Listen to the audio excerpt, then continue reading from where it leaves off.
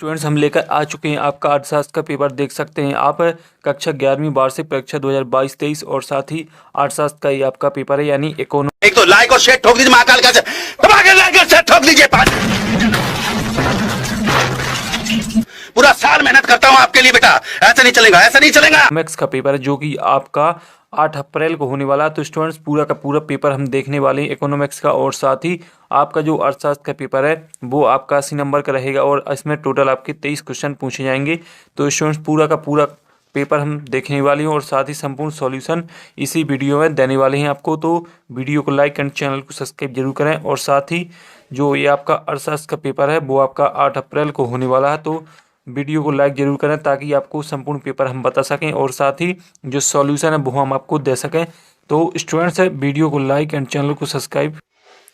तो स्टूडेंट देख लेते हैं इकोनॉमिक्स का जो पेपर है आपका पूरा का पूरा इंग्लिश और हिंदी दोनों वर्जन में दिया गया है। टोटल 23 क्वेश्चन आना है। तो आपका जो इंग्लिश का पेपर जो इकोनॉमिक्स का पेपर है, चलो देख लेते हैं कौन से क्वेश्चन आपके रहेंगे। तो संपूर्ण सॉल्यूशन भी हम देखेंगे, साथ ही जो आपका इकोनॉमिक्स का पेपर है उसको हम देखने वाले हैं पूरा का पूरा क्वेश्चन पेपर।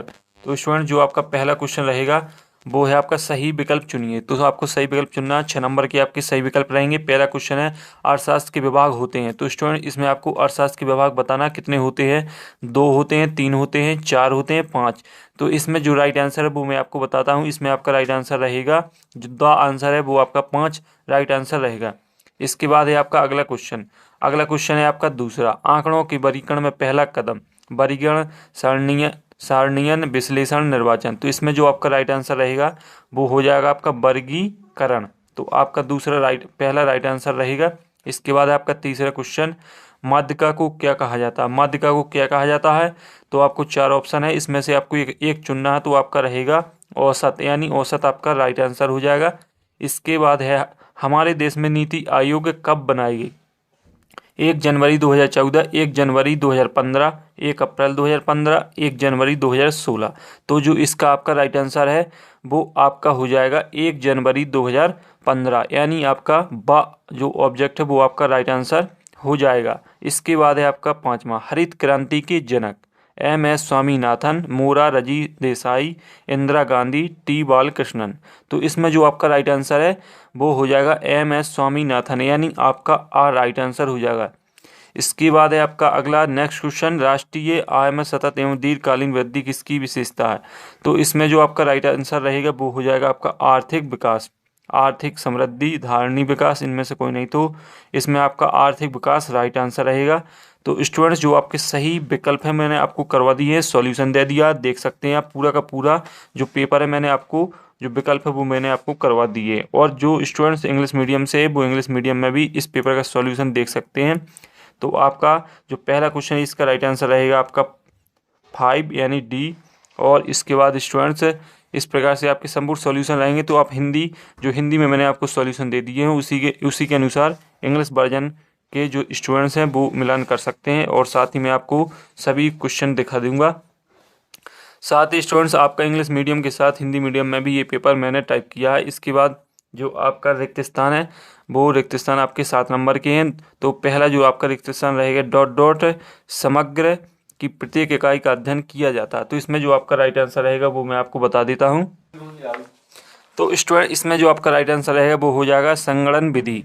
तो आपका पहला रिक्त स्थान का जो सही आंसर है वो संगणना विधि। इसके बाद है परिमाप विचलन गुणांक सूत्र। तो परिमाप विचलन गुणांक सूत्र आपका रहेगा फाई या X लिख सकते हैं।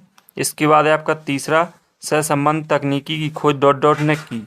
तो इसमें आपका जो राइट आंसर है वो हो जाएगा कार्ल पियर्सन, यानी जो आपका तीसरा खाली स्थान है उसका राइट आंसर कार्ल पियर्सन हो जाएगा। और इसके बाद है चौथा, PO प्रदर्शित कर रहा है ...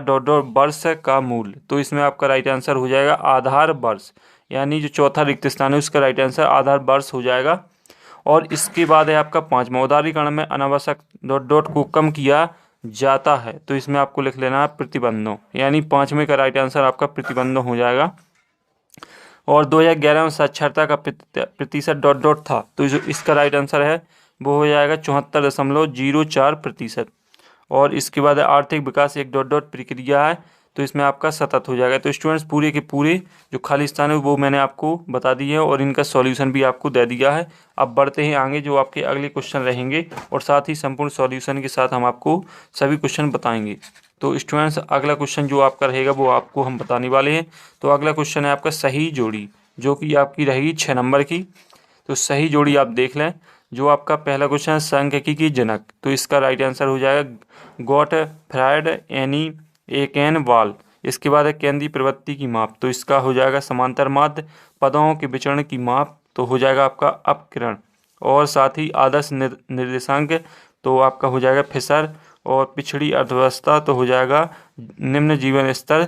चीन में आर्थिक सुधार, तो इसका हो जाएगा 1978। तो स्टूडेंट्स जो आपकी सही जोड़ी है वो मैंने आपको राइट आंसर के साथ आपको बता दी है और साथ ही आपकी सही जोड़ी 6 नंबर की रहने वाली है। और साथ ही जो स्टूडेंट इंग्लिश मीडियम से हैं वो इंग्लिश मीडियम में भी इनका मिलान कर सकते हैं।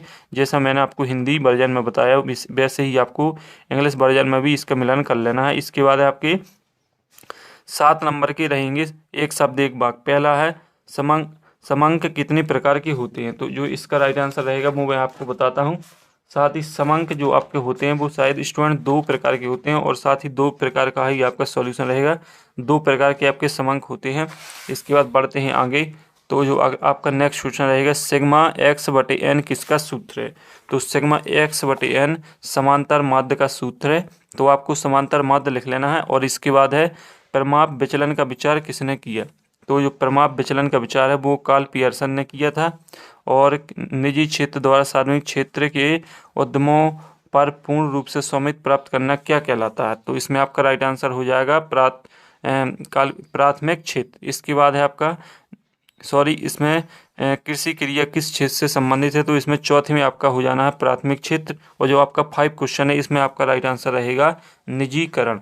और इसके बाद है कीमत में वृद्धि का विनियोग पर क्या प्रभाव पड़ता है, तो इसमें आपका हो जाएगा विपरीत प्रभाव।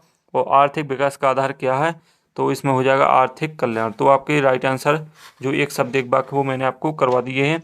इसके बाद आते हैं आपके अगला क्वेश्चन 7 जो कि आपका 6 नंबर का रहेगा। तो पहला है आपका माध्यिका की बीजगणितीय विवेचना संभव नहीं है, तो इसका जो राइट आंसर है वो आपका सत्य हो जाएगा। यानी आपका पहला जो आपका कथन रहेगा वो आपका सत्य रहेगा। इसके बाद है हम निर्देशांक पर पूर्ण विश्वास कर सकते हैं, तो ये आपका रहेगा असत्य। हम निर्देशांक पर पूर्ण विश्वास नहीं कर सकते हैं। और साथ ही तीसरा है ब्रिटिश काल में कच्चे माल का आयात किया जाता था, तो इसका जो आपका राइट आंसर रहेगा वो आपका सत्य हो जाएगा। ये आपका सत्य रहेगा तीसरा क्वेश्चन। इसके बाद 1991 की औद्योगिक नीति में लाइसेंस में ढील दी गई, तो ये आपका सत्य रहेगा।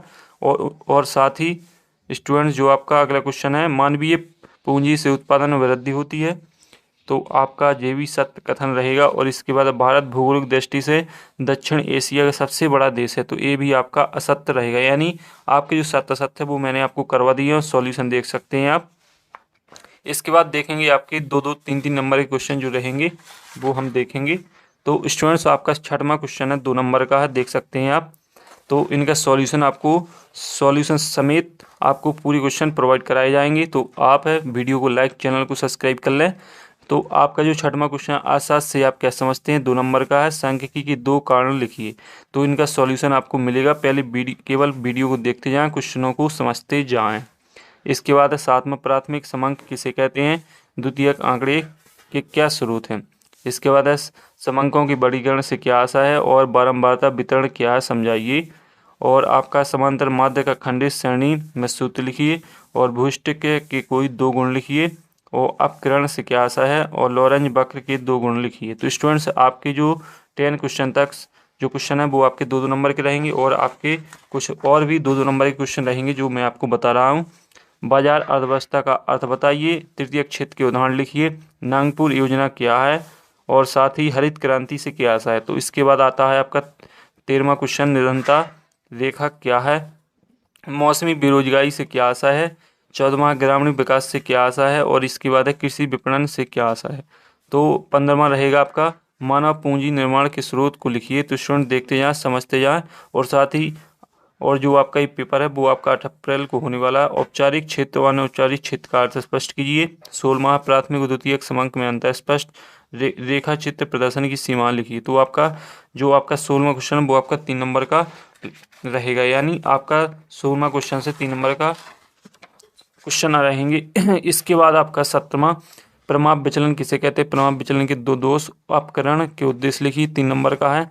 इसके बाद है आधारित संरचना किसे कहते हैं, इसका महत्व 3 नंबर का क्वेश्चन है। और पर्यावरण क्षति के प्रमुख कारणों का उल्लेख कीजिए।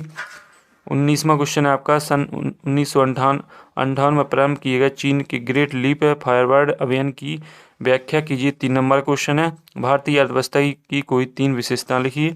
और साथ ही जो आपका 20वां क्वेश्चन है, 20वां क्वेश्चन को देख लें, इसमें आपको माध्यिका निकालना है और आपको आंकड़े दिए गए हैं। और इसके बाद 21वां है आपका सहसंबंध के विभिन्न प्रकारों को संक्षिप्त में समझाइए। और इसके बाद जो अगला क्वेश्चन रहेगा आपका निर्देशांक की रचना के आधार पर मुख्य चरण बताइए। 22वां ब्रिटिश शासन का भारतीय अर्थव्यवस्था पर क्या प्रभाव पड़ेगा, 4 नंबर क्वेश्चन है। आर्थिक नियोजन के 4 लाभ लिखिए। भारत में निजीकरण के उपाय बताइए और साथ ही भारत में विश्वव्यापीकरण को प्रेरित करने वाले घटकों को लिखिए। तो स्टूडेंट्स पूरा का पूरा पेपर मैंने आपको शेयर कर दिया और सॉल्यूशन इन क्वेश्चनों का आपको टेलीग्राम चैनल पर मिल जाएगा, तो जाकर देख सकते हैं, डिस्क्रिप्शन में लिंक है। और साथ ही पूरा का पूरा पेपर आपका 8 अप्रैल को जो आने वाला फाइनली मैंने आपको बता दिया है। तो आप अच्छी तरीके से तैयारी करके जाइए, रिवीजन करके जाइएगा, ताकि आपका जो पेपर है वो अच्छी तरीके से जा सके। तो अगले वीडियो में फिर मिलते हैं, तब तक के लिए जय हिंद।